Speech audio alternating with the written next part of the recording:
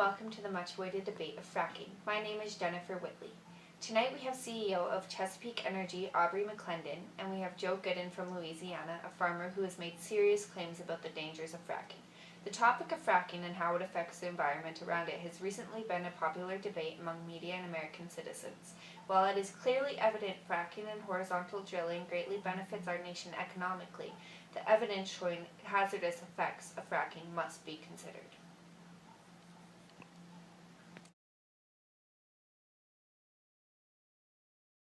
Aubrey has been chosen by our network to represent the motives and values of fracking industries all over the United States, as Chesapeake is the largest independent gas producer in the United States. Joe was sought out by our network for the greatest known accident to occur under the Chesapeake Corporation, which was the loss of Joe's 17 cows. Shall we get to it? Why don't we start off with you, Joe?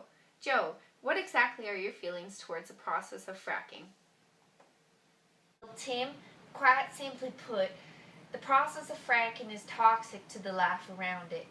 I have witnessed firsthand the loss of life that fracking can cause. My livestock was killed because an unattended well near my pasture began leaking its fluids, and when my cows drank that, they suffered an agonizing death. The real first experience I ever had with the dangers of fracking, so then I began doing my research on other people who have had the same type of experience. And what did you find? What did I find? Fracking is a serious hazard by itself, let alone so close to the everyday lives of people. The process literally occurs in people's backyards, so no further than the next neighbor's house from their yard.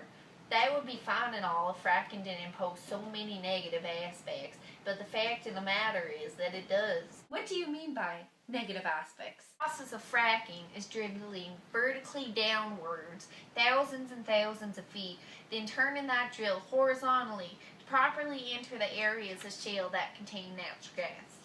But to break free this rock, a mixture of water, sand, and a combination of chemicals are used to break free the gas from the shale.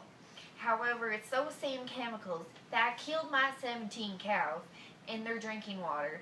Now, think about how those chemicals get so far down to reach the shale. They pass through our drinking water too. Now, just hold on a minute.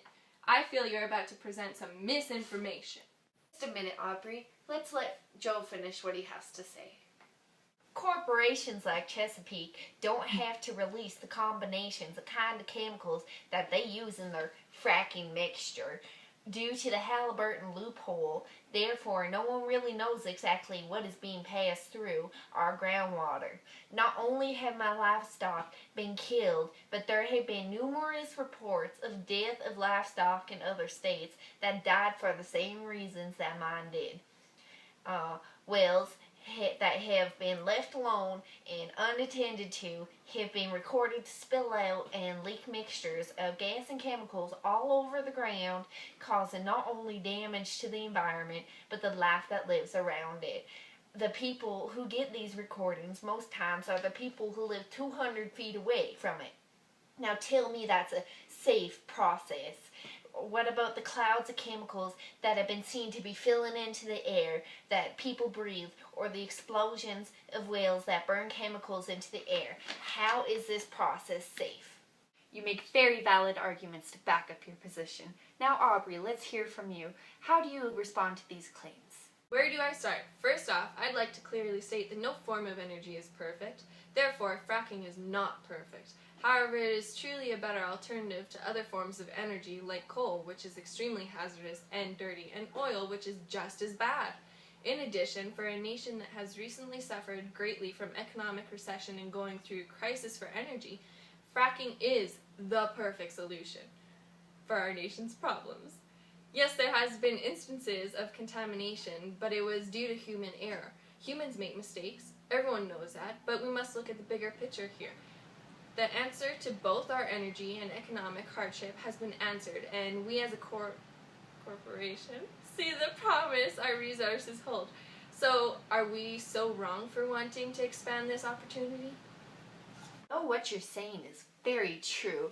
Can you speak more specifically on the hazards of fracking regarding our drinking water? That claim is full of misinformation. Our pipes go down for almost 2 miles past aquifers to reach the shale. They are nowhere near the groundwater. Yes, but does it not still need to pass through the groundwater in order to reach the shale?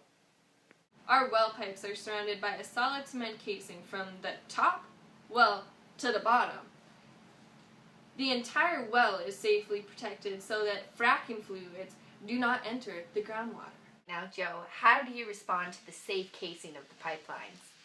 You can look specifically at the case in Pennsylvania where a small town was overrun by fracking companies and now their entire water supply was lost.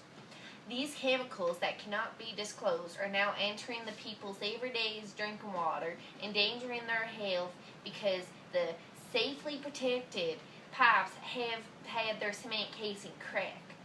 I think a type of propaganda has arose regarding fracking where corporations come in promising its safety and offering large sums of money using much rhetoric to sway the affected individuals to believe that their fracking will only serve positive outcomes, yet later on these people begin to face serious hazards that fracking has caused, such as contaminated water, contaminated air. Every part of their life is now contaminated.